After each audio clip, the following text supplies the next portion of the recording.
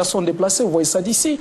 Mais tout ça, c'est aussi l'exploitation illégale des ressources minières et c'est l'impunité qui est institutionnalisée dans cette partie du monde. Et je pense que le jour où l'ensemble du monde va se lever pour combattre l'impunité dans ces coins de la planète, tout ça, ça va disparaître. José, il y a une question de quelqu'un dans le public qui est juste derrière vous. Oui, monsieur? Oui, la République démocratique du Congo est en guerre depuis bientôt 10 ans, comme on l'a suivi dans les reportages. Les différentes bandes armées, les milices qui sévissent principalement dans l'est du pays sont financées par des compagnies minières étrangères qui exploitent les sous-sols, les différentes richesses du sous-sol congolais. Alors, c'est quoi les messages que vous apportez aujourd'hui au peuple québécois, au peuple canadien, au peuple occidental dans son ensemble en rapport avec ces exploitations des richesses? José? Oui, sa question est tout à fait pertinente parce qu'il y a plusieurs rapports des Nations Unies qui ont prouvé qu'il y a des groupes financiers occidentaux qui ont financé aussi la guerre dans cette partie de l'Afrique, dans cette partie du monde.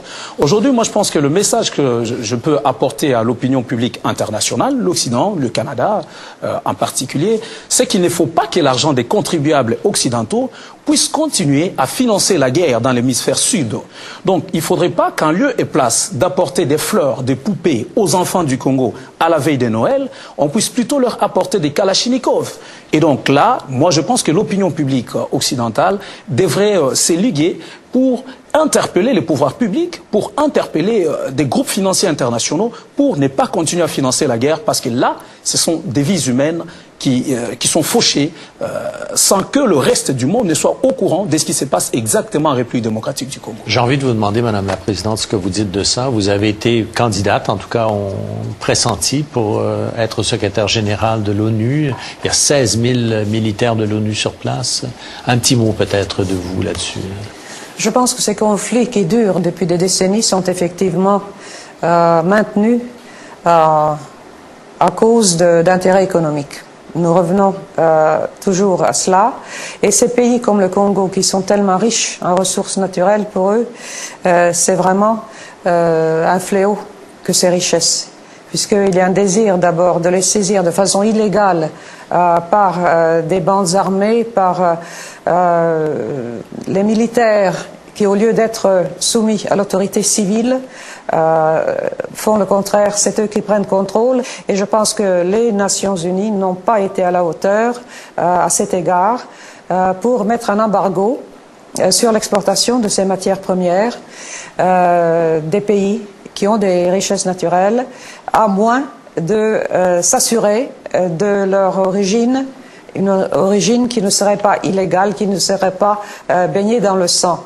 Et par ailleurs, il faut aussi se souvenir que les armes avec lesquelles luttent ces bandes armées, eh bien, qui est-ce qui les a vendues?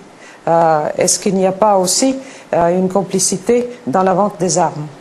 Un petit mot, Bertrand Tavernier? Oui, il y a l'ONU, il y a les gouvernements qui devraient poursuivre les sociétés qui sont parfois des sociétés nationales. Là-dessus, il y a une indifférence. Il y a une indifférence criminelle. Il y a une indifférence scandaleuse. Alors bien sûr, oui, l'ONU met énormément de temps, mais l'ONU, c'est aussi une conjonction de gouvernements et aussi de gouvernements qui peuvent agir en dehors de l'ONU. Attendez, la France continue à payer Total qui joue un rôle dans le maintien de la dictature birmane et permet d'emprisonner Aung San Suu Kyi. C'est Total, c'est une société française, soutenue par le gouvernement français, n'en déplaise à monsieur Bernard Kouchner qui a fait un rapport pour l'exonérer, qui a été payé par Total.